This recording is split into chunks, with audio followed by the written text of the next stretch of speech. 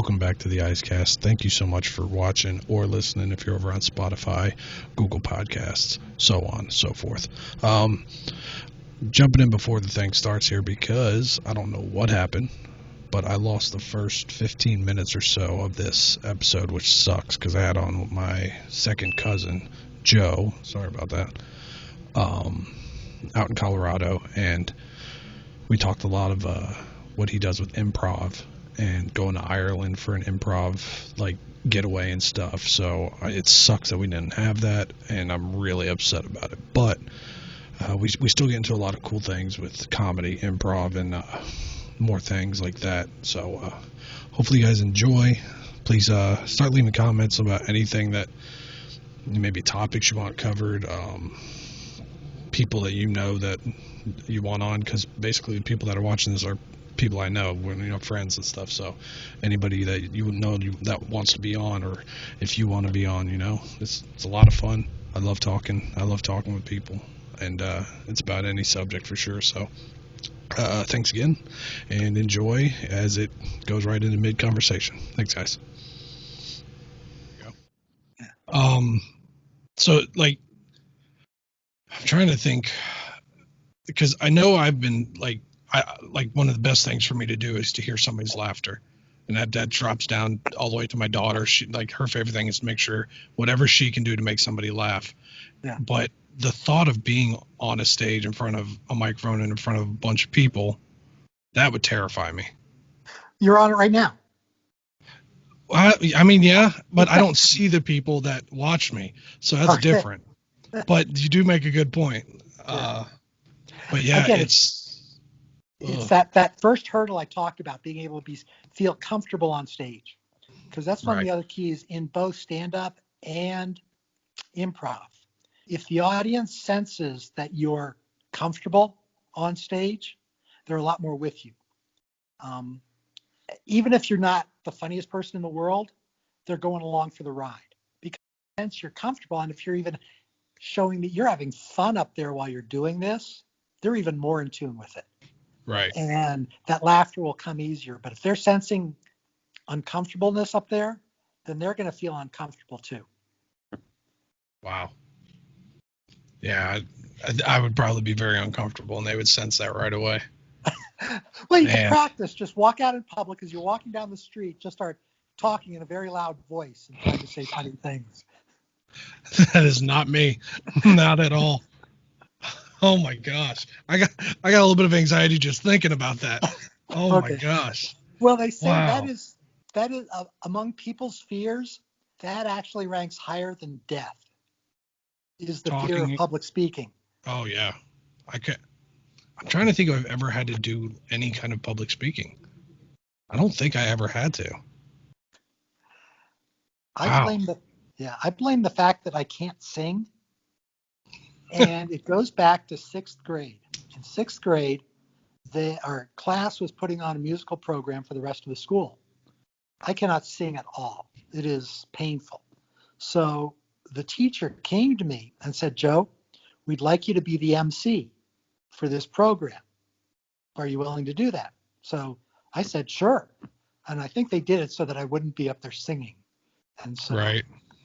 So it was like one of those first tastes. And see, I got up there and it's like, I didn't even think anything of it. In 6th grade, you're just a kid. You're just getting up there. But it was one of those things. It's like, it was a good experience. So I didn't have that bad feeling when I would get up on stage then. Oh, well, I've sat in with Mikey a good handful of times. But the only good thing with that is when, he's playing with his band, the lights are so bright on you, you can't see anybody. So that helped a lot. Yeah. That is like that in a lot of the clubs. They do put so you got the stage lights coming on your eyes, so it's hard to see. People are out there. Some clubs are different than others. Some clubs you can see more individual faces better. Others it's just kind of blurred. One of the keys that they always say is, pick one person. You're just talking to that one person. Oh, okay. So you get a friendly plant in the audience. Right. That's what I was just thinking. I put somebody I know right there. That's right. Absolutely. Wow. I like one of my favorite, it doesn't even have to be any specific comedian or stand-up comic, but I really enjoy the people who engage with the audience, whether it's even making fun of them or, just those seem to be my favorite, because I doubt that they have much written down when it comes to that. So that shows a lot of possible improv for them. Yeah.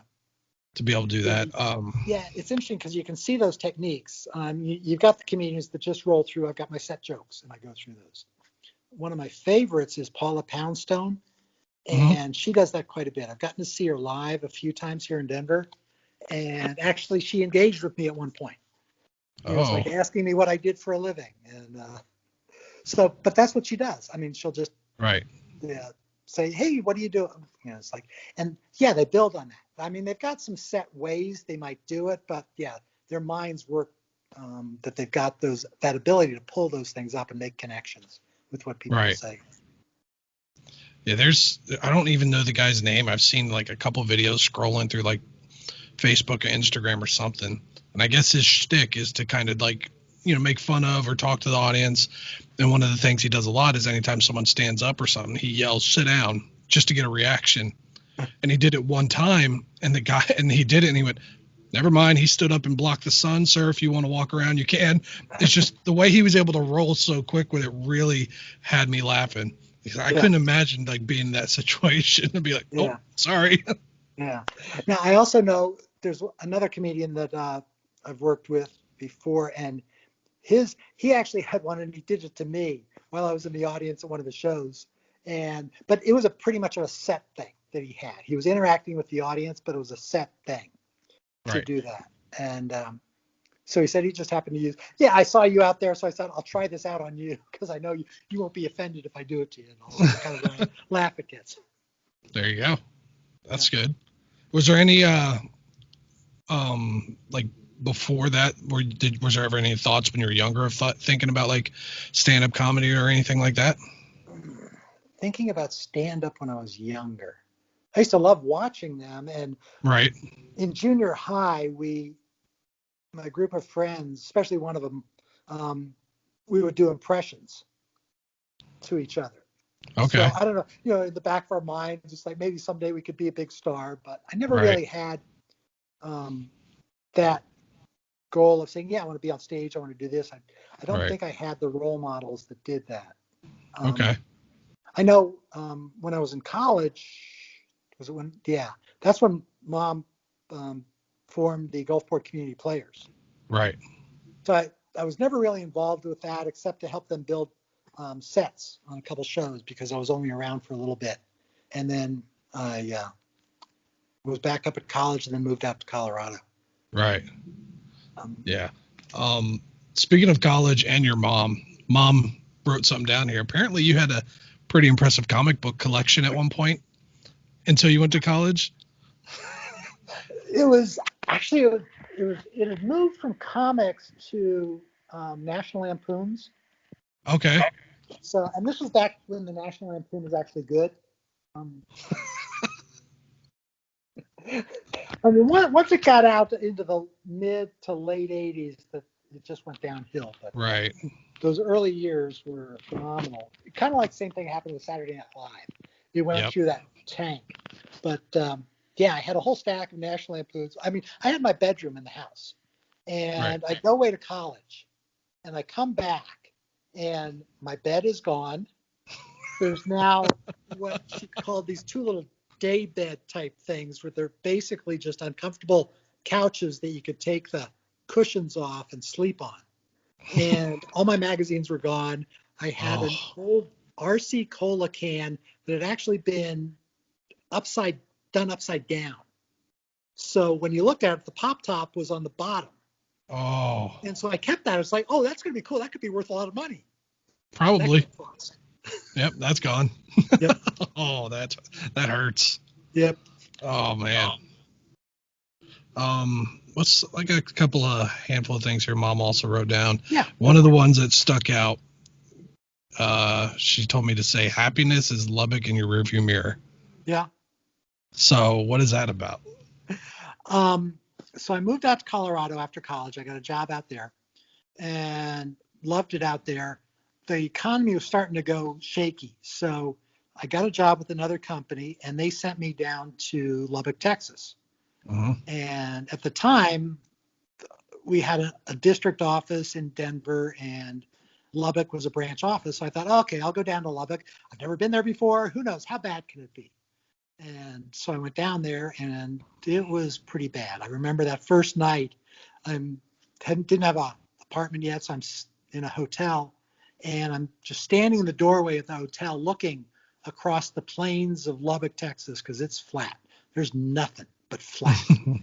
And I'm watching this huge storm roll in across the plains towards us. And it's like huge thunderheads, lightning coming out of it. Who knows whether there were tornadoes buried in there. And I'm looking, going, what have I gotten myself into?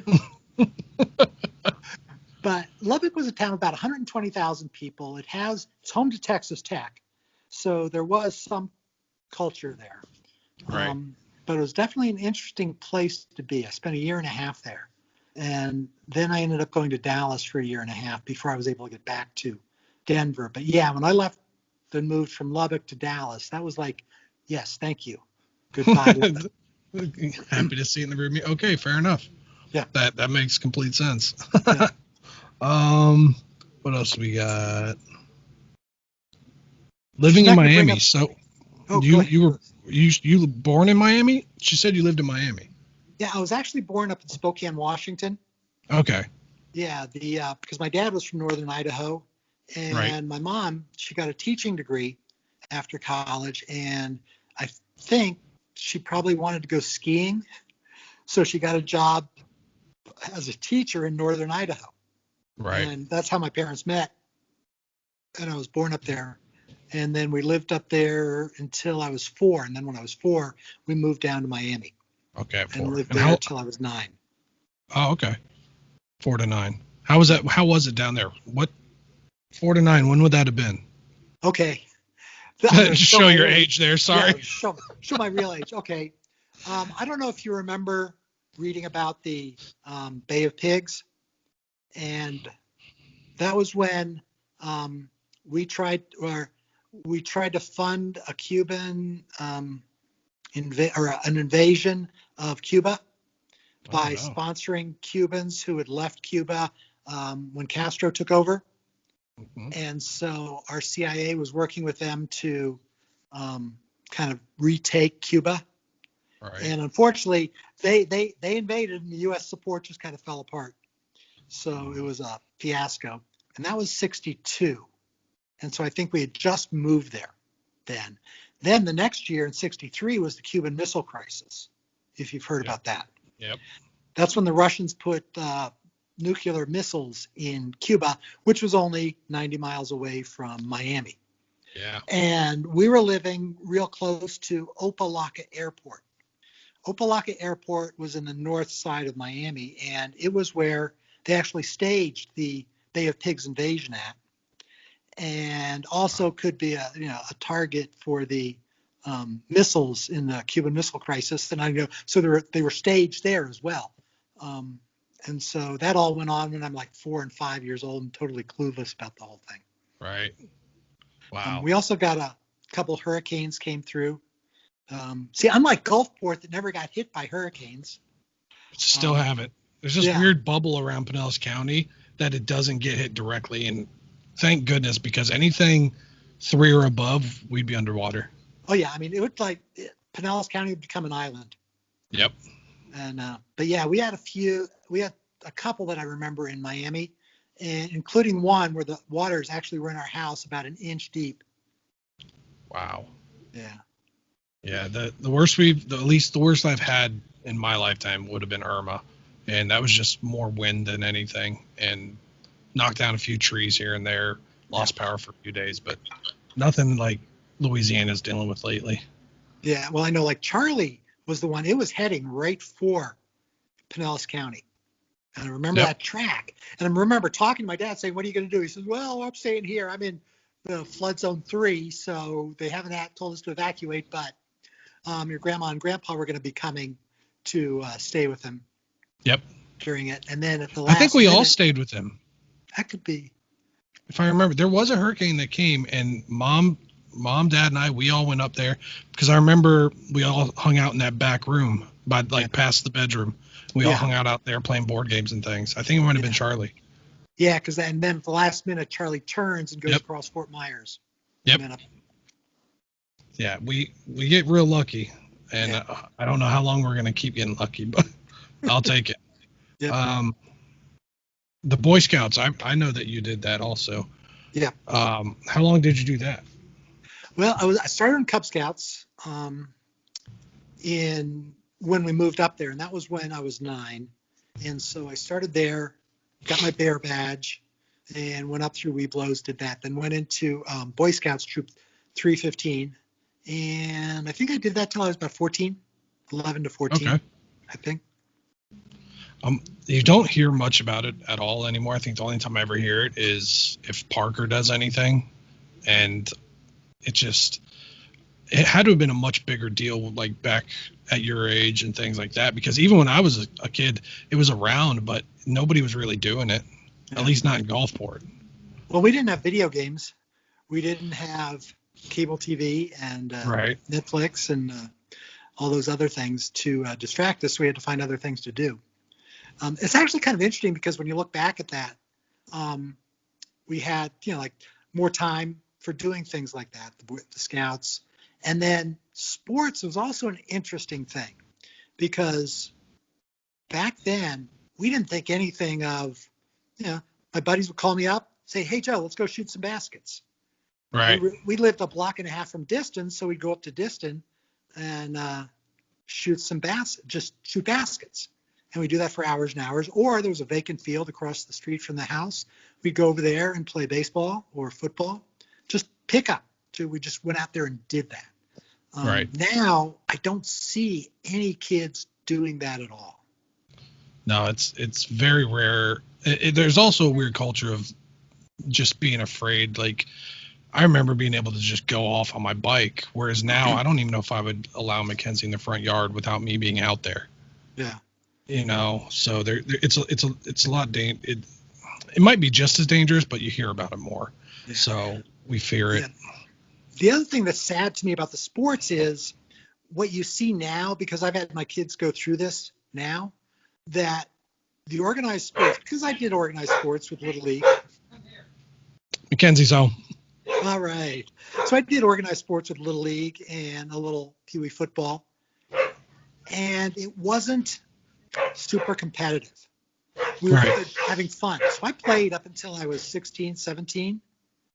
And nowadays, if you're not competitive, basically it ends about 11 or 12. Yeah. And the only organized teams after that are really competitive leagues, and they're traveling and they're spending a ton of money, and kids aren't having fun. No. They're not just out. And that's what we did. We kept playing. So, I started playing softball after I got out of baseball, and it was because it was so fun. I played softball up until 3 years ago. I was still playing softball. And I still want to get out there and do it. I'm worried about my knee, but yeah, everyone I grew up playing baseball with, we ended up playing softball for good. Yeah. Probably almost 10 years. We probably stopped playing about 5-6 years ago. Yeah. And everybody's dealing with the young kids and stuff, so we don't really get to go out as much. Yeah, but it was because you guys had fun playing baseball, because it wasn't something that was stressful for you. Exactly. Kids today, with all the pressure put on them in the sports, they're getting burned out, and they don't want to touch it afterwards. Yeah. Yeah, they're pushed by their parents, by the coaches, and it's not fun for them, and that's a real shame. Kenzie's doing gymnastics right now, and the coaches there are really good, and we try not to push at all. So as of right now, it's still fun for her, and if it becomes not fun, then fine, don't do it anymore. We'll do something else if you want. Yeah.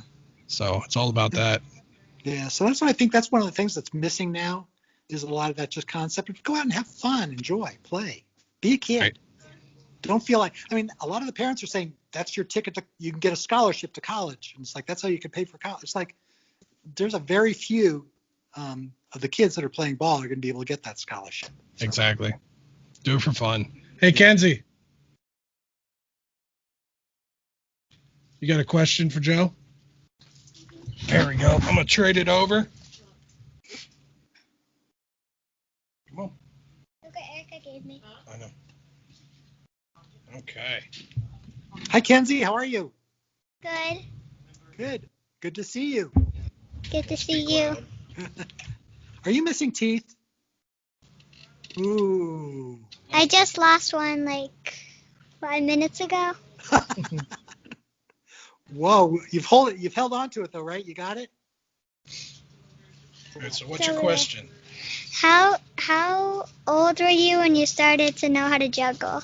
Oh, that's a great question, Mackenzie. I was in college, so I was probably 19. And it's funny because I ran into an old friend of mine that I had gone to elementary school with. And he showed me, he said, look what I can do. And he started juggling. And I said, if he can do that, I can do that. And he told me that he locked himself in his room one night and didn't come out until he could juggle. So he said, I can do that. So that night I got 3 tennis balls and I just went into my room and stayed awake all night learning to juggle. And I realized later that I had learned wrong and I learned the hard way, and I could have learned in an hour if somebody had been there to show me the right way to learn. But that's how I got started juggling. And then I found a group of people that also juggled, and they had the bowling pin looking things, the clubs. And so I learned to juggle clubs with them, and we'd get together all the time and just juggle with each other. And That's so that cool. was a lot of fun. Yeah. So how's your juggling? Bad. Oh. Well, tell your dad if he goes to YouTube and Googles Joe Hickman juggling, I've actually put up a YouTube video to teach people how to juggle. Oh. Okay. Yeah. So just tell him to Google Joe Hickman juggling, or go to YouTube and YouTube Joe Hickman juggling. Okay. Okay. Bye. Bye. Good to see ya. Go to YouTube and then search it. Oh, yeah. All right, we will.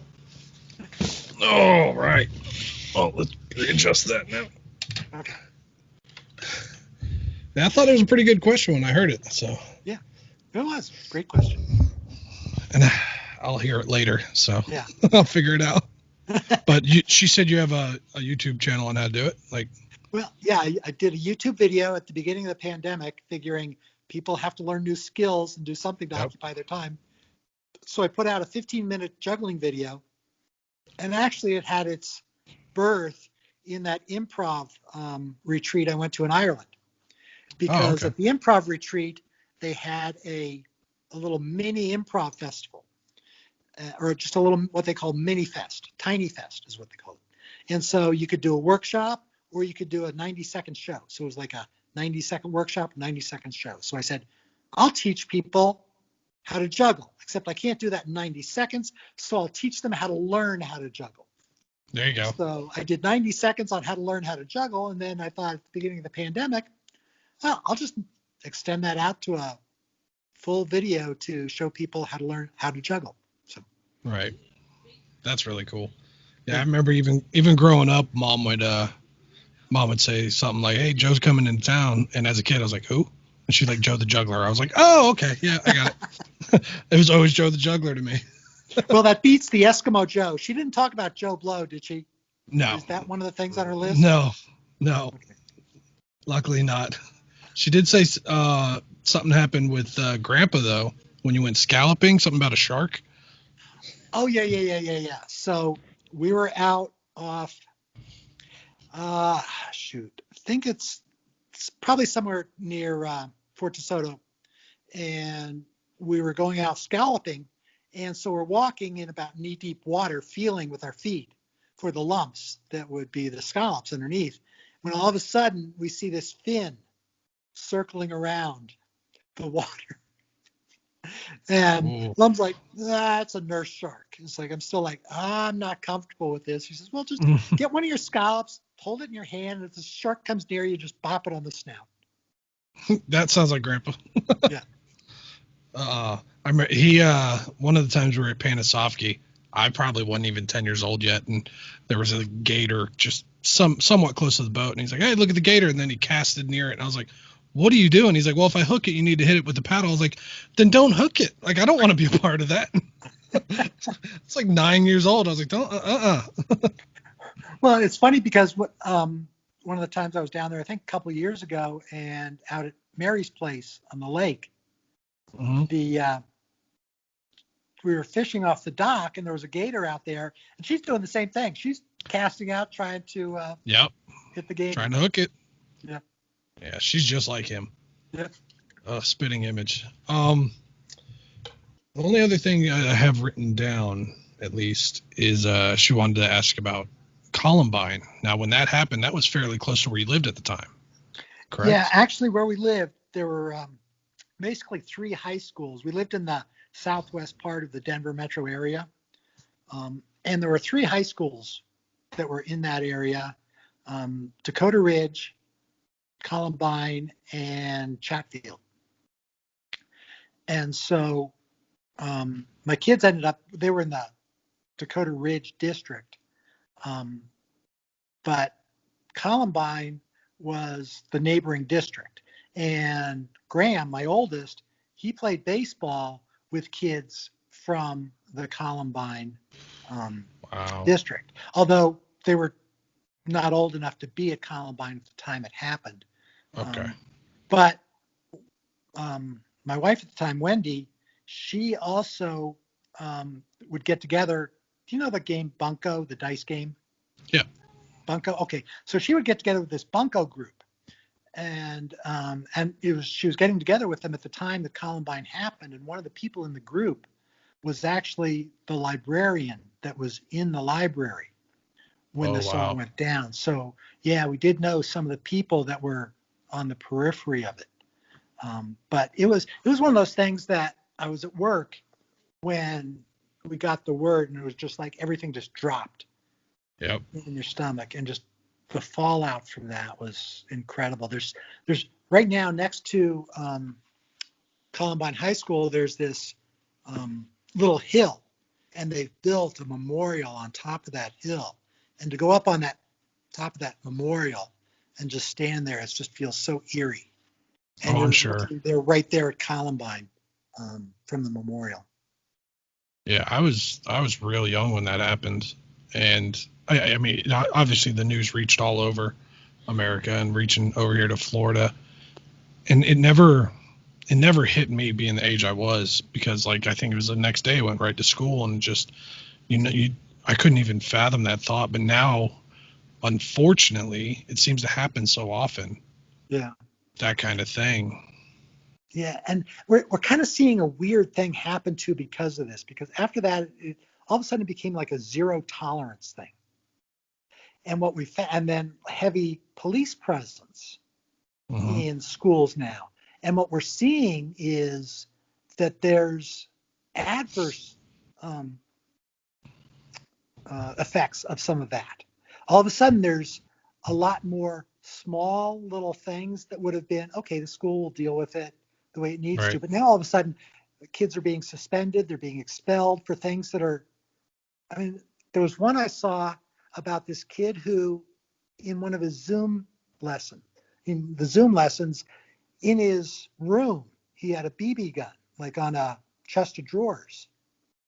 And they were going to expel him for that. Oh, wow. And this is a kid in elementary school, and it's like, well, what's the sense in some of those things? And so we're seeing that there's a lot more suspensions, and it's expulsions for things that really you don't want to take kids out of the school system, because that puts them on. I mean, we've got something, it's called the school to prison pipeline. You get people into that pipeline, and it becomes hard to get out.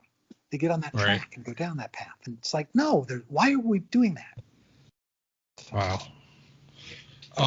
It made me think when you said you were at work during that. Do you remember where you were during 9/11? Yes. Wendy and I were getting ready for work, and we were upstairs in the bedroom, getting dressed, and we had the TV on up there, and had just the morning news on.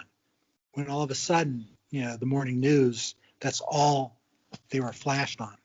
Yep. And yeah, it was just total disbelief that that had occurred, and it was just like so outside our realm. And then we're watching it then as the second plane then came in Yep. and hit the second tower. Yeah, it was just incredibly powerful. I don't think nobody went to work. Well, I think Wendy did because she's a nurse, so Right. she had to. But I ended up across from where I work. There's a what was then at the time called Bonfils Blood Bank, Mhm. and so in things like that, it's interesting because in disasters like that, people want to do something, and one of the things they can do is donate blood. I had donated blood like a couple weeks beforehand, so I wasn't eligible to give again. But as I thought about it, I thought they're going to be overwhelmed. They're going to be inundated with people. So I went over there to see and just offer my assistance. Can I help you back here doing things like emptying trash or helping organize and keeping people queued up or whatever? Just can I help? And they were grateful for the help. And it was amazing to see, again, the people there were all there. They were lined up out the doors. They were waiting. And it was one of those things that says, I need to do something. And this is the best thing I can do right now to Right. find some way to help. And so, I mean, under times of adversity, we come out, we come together. Yeah, that was a big one. That Yeah. I was a senior in high school, and that hit hard. Yeah. And it just, hopefully nothing like that ever happens again, but hopefully we can come together like we did when that happened. Yeah. So, uh,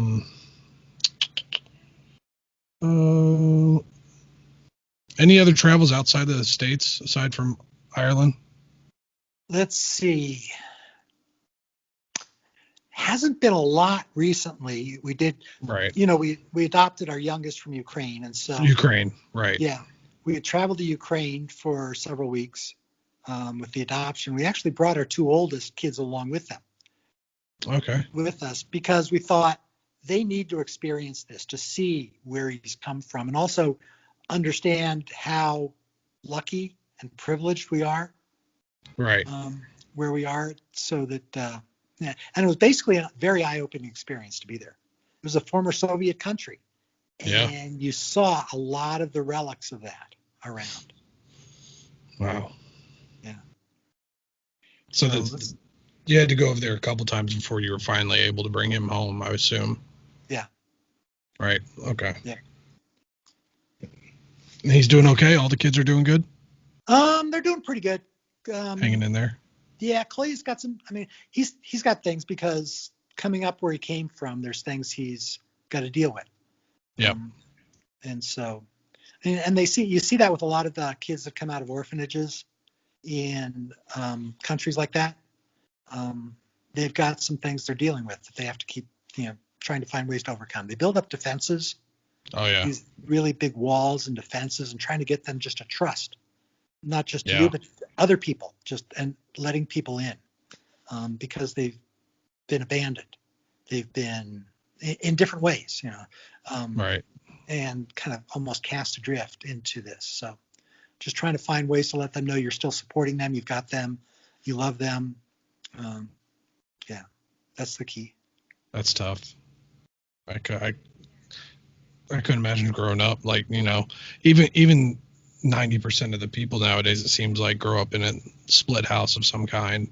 Yeah. Mackenzie has to, and yet I still grow up like my mom and dad's still together, and Yeah. I don't understand it, and I never will, unfortunately.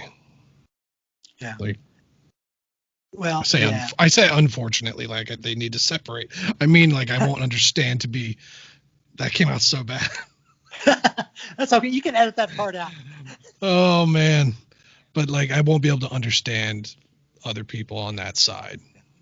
Well, that's one of the things too, that it's having Kolya has actually made me a better person. Oh, okay. Because of just learning how to work with him and help him on a lot of these things that he's going through. Right. That he's gone through. So developing that sense of empathy to understand, oh yeah, he's come from a totally different environment and Right. experienced things that people shouldn't have to experience Right. in their life. How old were the other two when you adopted him? Let's see, Graham was 15, 16. Yeah, it was 16.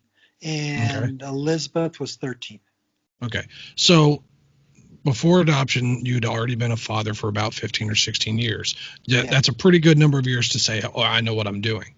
But to not only just adopt, but adopt somebody from overseas who's going through what he was going through, that had to have been a whole different challenge of parenthood.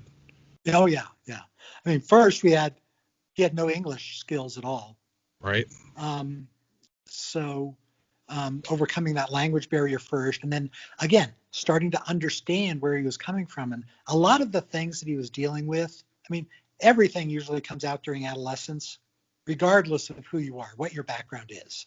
All of a sudden, all those hormones kick in and things start going wild, regardless. Well, it became doubly so for him because he was, that's when, a lot of the things that had been that are deep down start rising to the surface in addition to the normal adolescent stuff that goes on. So Right. really learning that the patience and the understanding and truly unconditional love, and what that means. Right. Yeah, I've got 8 years under my belt and I still know what I'm doing. So the adoption thing is an awesome thing in general to see that. And just when people are able to do that, it takes a strong person. So props to you on that. Yeah. Thanks. So do you have anything good story-wise about my mom since you grew up with her? Because I need some kind of dirt on her. I don't have dirt on your mom. It's got to be something good. I don't know how much dirt there actually is, because your she's mom too was pure. Yeah, I mean that was it. She was the sweet one of the three girls. I believe it. Golly, I can't really think of good dirt. Dang, I thought I'd be No, able to I'm get sorry. something. No. Man, I know. What was the story I always used to hear? Well, It's the something about. kindergarten, there was the poem she knew before I did. I had I to know that. learn. Yeah, it was I think it was fourth or fifth. I was 4 or 5 years old. I think we're having kindergarten graduation. And I had been given a poem to recite at the graduation. And I think your mom was down visiting with us for a few days while I was trying to learn this. And so she's like 3 at the time, I think. And she learned it before I did. And she may still remember it. It was about a tooth. Once I had a whittled tooth, it wiggled all day long or something like that. Oh wow, I'm gonna have to ask her that one. Yeah. I know there was a story about you being disappointed the first time you saw her because she wasn't a cookie or something. Okay.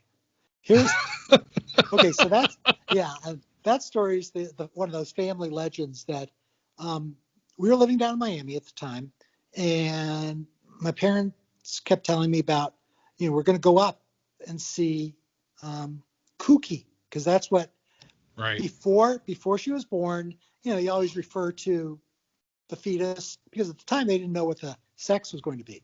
Right. So it was just like Cookie. So they nicknamed it Cookie. So they kept talking about, we're going to go up and see Cookie. We're going to see Cookie. So Miami is several hours drive. So all the way up, it's like all excited, going to go see Cookie. And in my mind, I'm not hearing Cookie, I'm hearing Cookie. So I'm not sure exactly what the whole big deal is. Must be a big cookie. Yeah. And so it's like they're leading me, and finally we go into the room. It's like, and there's the bassinet, and I look in and I say, that's not a cookie, that's a baby. But that stuck the name Cookie to Yep. her. Because from then on, there was no way they were going to call her Kathy. No, no, she's been Cookie for my whole life. Everyone that talks to her calls her Cookie. So that's an incredible. That's one of my favorite family stories, I think. just to start off the first impression with just kind of a disappointment of that's not a cookie. Yeah. You talked this whole drive about a cookie. I didn't get one. Yeah, I was excited. I was ready for a cookie. Oh man. So do you have anything else coming up? Hopefully after all this pandemic ends, improv wise. Improv wise, it's funny. I had just joined a team at one of the improv theaters. They call them house teams, and I just joined a house team called Sharks and Wreck at one of the theaters just before all this, and we had a chance to do a few rehearsals and one show, and then everything shut down. So hopefully when things open it back up, we'll be able to reinvigorate that team. I've got a lot of friends now in the improv community. So if that one doesn't work out, find other places to play. Right. Yeah. Okay. So, and I want to get back to Ireland to that camp again. And yeah, I want to get to Ireland at some point. That's like a destination of mine. So Ireland and Iceland, I really want to see. Yeah, Ireland is really cool, and I was amazed because when I went there last year, the camp was right after the 4th of July. And so I actually arrived, it was an all-night flight. I arrived on 4th of July morning in Ireland. And I was amazed as I'm talking to people and meeting people because they picked up right away, of course, that I'm American.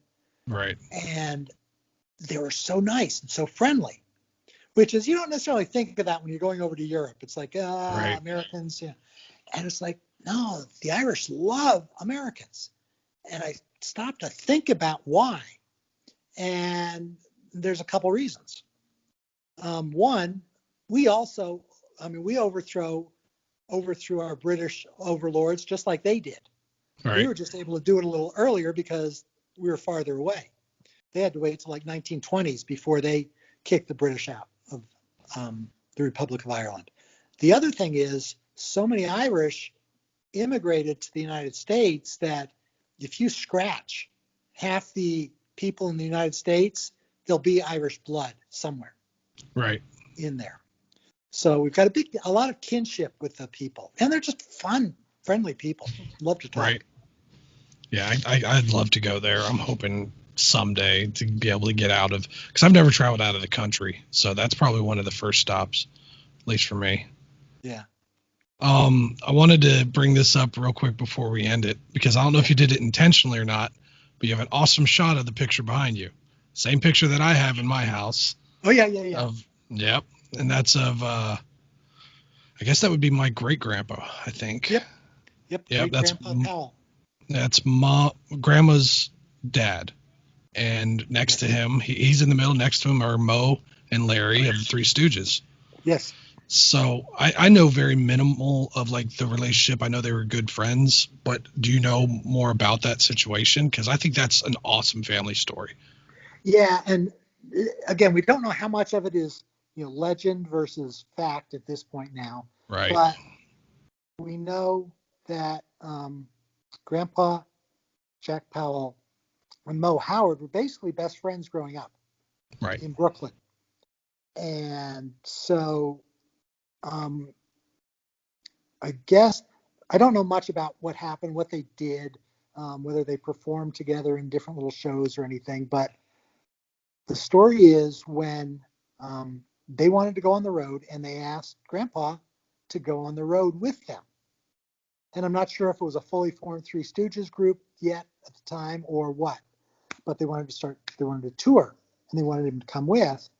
Unfortunately, that's when your grandmother had just been born. Right. And so it's like great grandma was probably like, no way you're going on the road with him. Right. I believe that. But it's just, that's always such a cool idea. And just a thought of one of those what ifs, like what if he would have ended up, because that would have been the time, I would think that would have been right before Shemp, because Shemp was first, I think. Larry, Shemp, and Mo, right? I thought it was Curly first, but I'm not and I thought Shemp came in after, but I'm not positive. It's I know possible. Shemp was one of the Howard brothers. Yeah, he was Larry. No, Larry. Yeah, he was Moe's. Right. Larry and Curly were related, I think. I think there was Curly Howard. Yeah, he may have been a cousin. I'm not positive. Something like that. Yeah.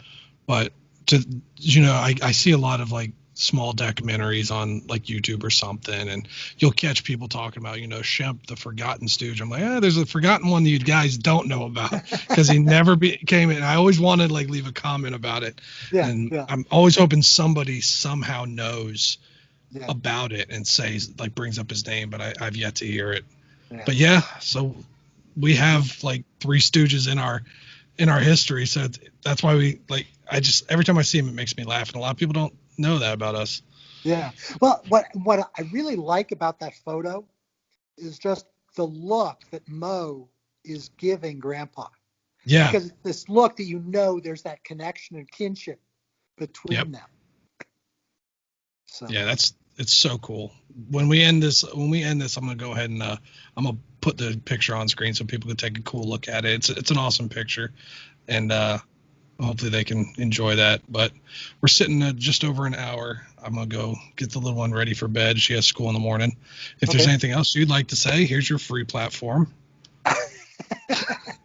to the dozens and dozens of people that are gonna listen. Well, I was going to say go see live shows, but right now you can't. But if you've got an interest in improv, St. Petersburg has improv. I think it's called Spitfire Theater.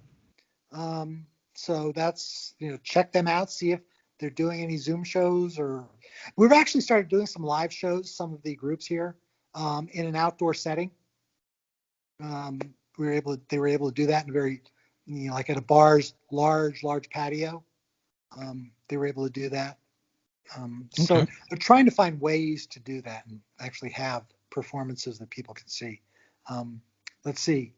I'm a firm believer. One of the things we didn't talk about is I'm on the board of directors for Mirror Image Arts, a local Denver nonprofit that's dedicated to helping kids with conflict situations, bullying situations, developing empathy. Oh, that's awesome. That's one of our programs. We've also going into the juvenile detention systems and trying to help you use theater in ways so that the people in there can use that to find their stories and find new paths in life. Because again, going back into that, you get into the school to prison pipeline. I've learned a lot with this organization, but you get into that pipeline and it's hard to get out. You get into this justice system and it's almost like just a spiral. Right. And it's hard to get out. So we're trying to use that to say, you know what, we're spending $90,000 incarcerating people when we could make a better investment to keep them out of that system and be productive, great citizens. So right. Yeah, that bringing up the bullying thing, that absolutely terrifies me as a parent. Just probably more than anything, like if Kenzie came home at 16 years old, 17 years old from school and said she was pregnant, I'd probably be mad. But if she instead at 15 or 16 didn't say a thing and one day I found her with a note, that's terrifying to me, because then, they could be getting bullied and the parents have no idea what's going on because they're too afraid to talk. And sometimes they need a different outlet other than their parents to talk to. And that's probably my biggest fear. Yeah. And so one of our program, one of the main goals is to try and help the kids starting like from 3rd grade on up to recognize those types of situations. One, to also understand that the person doing the bullying, they may have a backstory that's really leading them in that direction. And there are ways that all these things can be diffused and addressed. And so it's really a program trying to address everybody, the person who's doing the bullying, the person who might be bullied, the person who are bystanders, and trying to show them ways that they can help diffuse these situations and turn them around. Right. That's incredible. I had no idea you were part of that. That's really cool. Nonprofit organization. Mirror Image Arts. Mirror Mirror Image Image Arts. Arts. Mirror Image Arts. Mirror Image Arts. Sorry. That's all right. Do you got there's like a website for it? Yeah, it's actually mirrorimagearts.org. Okay, I'm gonna put that down in the bottom. To click on the link for anybody that's listening if you want to help out with anything, because that's an awesome deal. That's incredible. That's Thanks. so cool that you're a part of that. Other than that, thank you so much for being on. This was so cool. I've been wanting to do a podcast for a few years, and hearing you on one 4 or 5 years ago was a big deal for me, because I'm so into listening to him, and I was like, that's a relative, that's one of my cousins that's on a podcast. I lost my mind, and I was like, Yeah. I'm gonna have to get him on mine sometime, and it was so much fun. Thank you so much. Well, thank you for inviting me. I really appreciate the opportunity to come on and talk with you. This has been great. Oh, of course. And hopefully we can get you on again when everything's settled down, you've done another trip or two, and then maybe we could try some improv on me and see how I do that next time. All you have to do is say yes and right after that. I will take that very literal, so be careful with that. We've actually been improvising right now. Technically, I guess you could say we have been, yeah. Yeah, it's just a matter of listening, reacting, responding. Man, maybe I should take a couple classes, and then I'd be better at this. Yeah. Hey, it actually is very good, because it helps you start really honing in on listening and picking up on things. Okay. And finding the ways to respond back. It's not a bad deal. Yeah. And then if you've got a kind of weird, bizarre, twisted mind, when you're responding back, you're heightening, because that's the other key, is not just responding back. And that's where the yes and comes in. It means heighten it. So you're acknowledging what they gave you, and you're heightening it. Okay. Yeah. Just like going back to that original, oh, I don't want to go to the party. All of a sudden you're heightening it a little bit, because, okay, what's the reason why you don't want to go to the party? Right. Well, it's because Sam always flirts with you at the parties. It's like, okay, so it keeps going up and up and up. Yeah. Okay. And it's like she comes back and says, well, it's because we're having an affair. That just took a big turn. Oh my God. Well, that's what you expect. That's what happens on Right. the improv stage. That's what you want to happen. You want to have that Oh, turn. wow. Because the audience then goes, whoa. Oh, yeah, I didn't see that coming. Yeah. Okay, yeah, that'll be fun. Next time we have you on, we're going to have to play around with that. That sounds like fun. Okay. So, all right, take care out there. Let everybody know we said hi. We love them. Okay. And we'll talk to you later. All right. Take care. Thanks, Ricky. I appreciate it. Anytime. All right. Bye.